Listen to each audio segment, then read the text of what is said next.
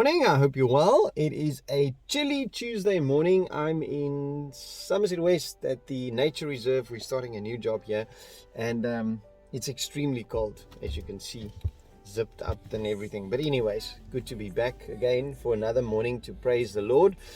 And this morning, as I was driving to school to drop my daughter off, on the way back, now she's in Belleville High School, I saw in Old Paul Road, I saw a man and his son. The man was carrying the son's bookcase on his back, and the son was sitting between the handlebars on the front with his school clothes on, and they were driving to school.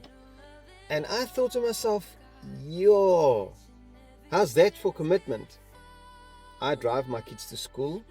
My son is old enough to drive himself. And we're blessed to be able to go to school in cars. Yet that father or uncle or brother, whatever it is, of the boy that is being lifted,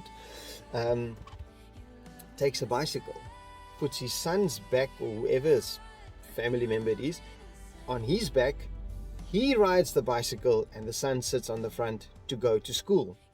And it just made me wonder, many people will drive past and think, yo, julle nie 'n kar nie, and kind of like be ashamed for them for the fact that they're going to school like this. And how must the boy on the front of the handlebar feel when he gets to school?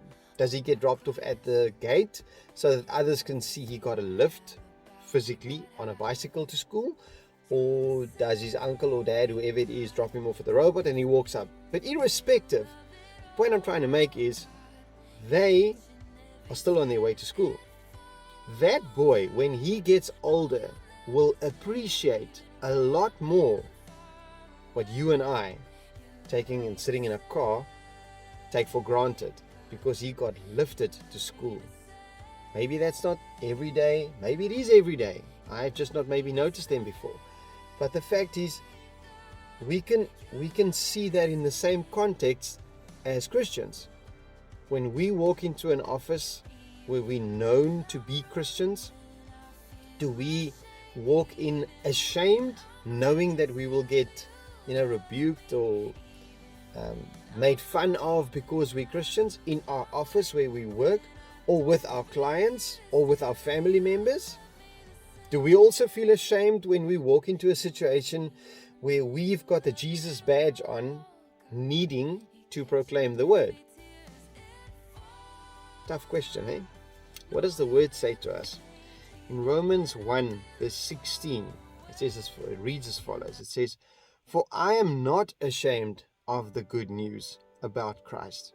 It is the power of God at work, saving everyone who believes, the Jew first and also the Gentile. This good news tells us how God made us right in His sight.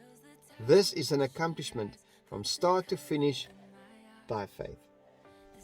So if the word says to us that we should not be ashamed of God, because remember, one day when we get in heaven, I want to hear these words, "Welcome, good and faithful servant." I don't want to be turned away. I don't want to be turned away. So whilst we're here, let us not be ashamed of this word and proclaiming it every single day. And I specifically pray that that boy on that bicycle that gave us this sermon today will be blessed out of his socks. And I can tell you, just sitting on that handlebar takes a lot of guts, because there's a lot of kids coming past, and some of them know him. Some of them might know that he's in their class, and they might frown upon him. But I can tell you this, that one day when he's older, he will remember that day when he was put on a bicycle to get to school, when he got his lift, and he will appreciate what he has a lot more than most kids I know. Anyways, it's a tough one this morning. Think about it. Are you ashamed of the gospel, or are you willing to get on a bicycle like he did and travel the road so that people can see what you have and that you believe in this word? I'll speak to you tomorrow.